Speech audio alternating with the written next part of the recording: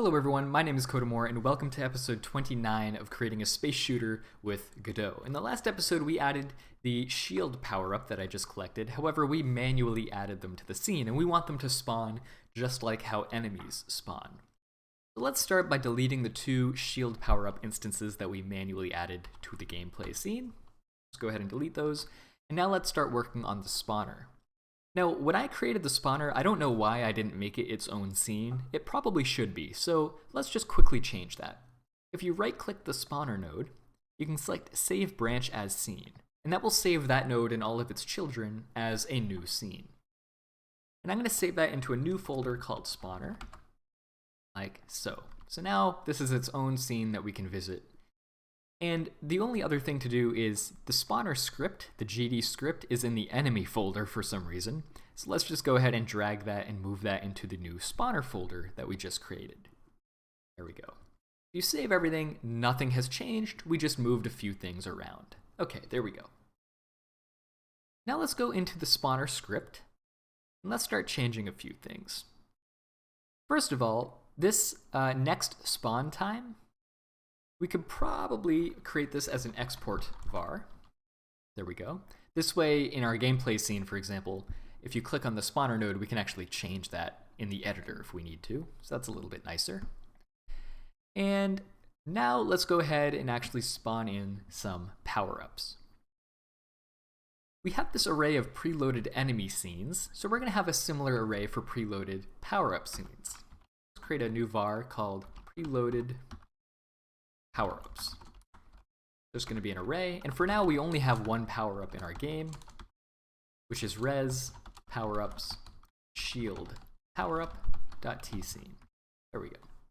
And as we add no more power-ups to the game, we can just add those preloads to this array.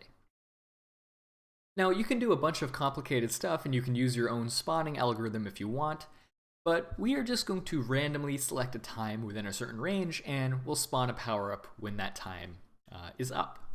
So to do that, we're going to need a timer. So let's just add a new timer node to our spawner scene, and we'll name this one Power Up Spawn Timer. We want it to be one shot, meaning we don't want it to automatically restart.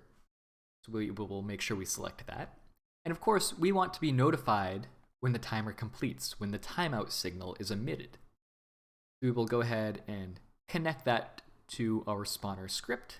So now we have this new function here. Okay. So let's just do some basic stuff. Let's first get the power-up spawn timer. So onReadyVar power-up spawn timer. $ power-up spawn timer. There we go. And let's also have two export variables for the minimum amount of time and the maximum amount of time we want to wait between spawning power-ups. Again, you can do this in a lot of different ways, but we will just stay really simple for this tutorial series. We'll say min power-up spawn time, and we'll set that equal to, I don't know, for sake of development, maybe 1 second, and max power-up spawn time, maybe 3 seconds. And we can change that, of course, in the future. There we go. So between 1 and 3 seconds, we'll spawn a power-up, or whatever these variables are. All right. Now in the ready function, we automatically start the spawn timer. So let's also automatically start the power-up spawn timer. Power-up spawn timer .start. And I'm just going to make the first power-up come whenever min power-up spawn time is. So we'll just wait 1 second, for example, before spawning the first power-up. Okay, so how do we actually spawn the power-up? Well, we do that whenever power-up spawn timer timeouts, whenever we receive that signal, similar to how we spawn an enemy.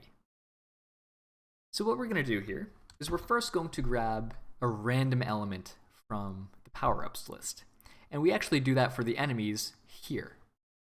So we can write that down here. We'll say power-up preload equals preloaded power-ups. We'll grab a random integer using the randi function, and we will use the modulus operator, which you might think of as the remainder operator, to the size of our preloaded power-ups array.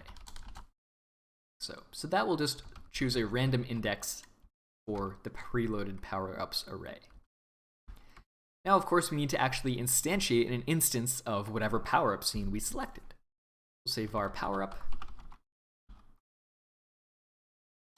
which is going to be an instance of a power-up, equals power-up preload, whatever one we randomly selected, dot instance.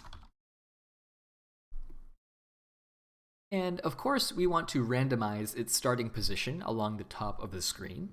So we're going to use the exact same code that the enemy spawning does. We generate a random X position. Now, instead of just copying this code, why don't we make a function to help us out? Let me just make these things a little bit smaller here. Let's create a helper function called getRandom, getRandom spawn position, getRandom spawn pos. That's going to return to us a vector2. We're going to return an X and a Y coordinate. And we'll copy this line that just generates a random X position into this function here. And we will return a vector2 with that random X position and with the Y position of the spawner. That will always be the starting Y position of anything. Okay. And of course, we need the view rect in order to calculate that. So let's just move that up here as well. There we go. And now in the old spawn enemy code, instead of using this vector2 that we create, we can just call getRandom spawn pos here. And we can also call it here, like so. There we go. So now we have this handy function that we can call from the power-up spawning code as well. So we will do power-up dot position equals getRandom spawn pos, like so.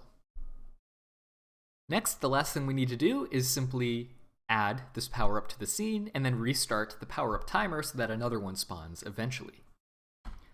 So we'll do getTree.currentScene.addChild, and we will add our power-up that we just instantiated.